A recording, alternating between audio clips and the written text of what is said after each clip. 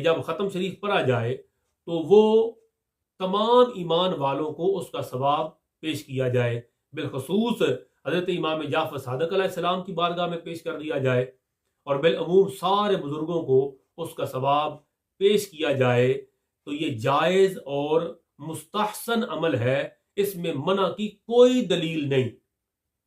ہاں، جو پابندیاں تھیں، جو قابل اعتراض پہلو تھے، وہ میں نے عرض کر دیے۔ نئے کنڈے ہوں یہ ضروری نہیں، اندھیرے کے اندر ختم پڑا جائے یا کھانا پکایا جائے یہ بھی ضروری نہیں، گھر کے اندر ہی رکھا جائے باہر نہیں نکالنا یہ بھی ضروری نہیں، اور خاص 22 کو ہی ختم پڑا جائے 21 23 یا کسی اور تاریخ کو پڑھنا جائز نہیں، یہ بھی درست نہیں، بلکہ درست کیا ہے، ان بزرگوں کی روح کے ایصال ثواب کے لیے ختم کیا جائے، جس طرح باقی سارے بزرگوں کی ارواح کے لیے ختم شریف پڑھنا جائز ہے، اسی طرح حضرت امام جعفر صادق علیہ السلام یا حضرت امیر معاویہ رضی اللہ تعالیٰ عنہ یا ہر بزرگ کے لیے ختم شریف پڑھنا کسی تاریخ کو بھی جائز عمل ہے۔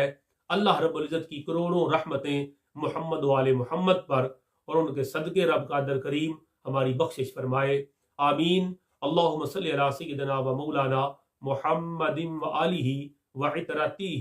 بعدد کل معلوم لک۔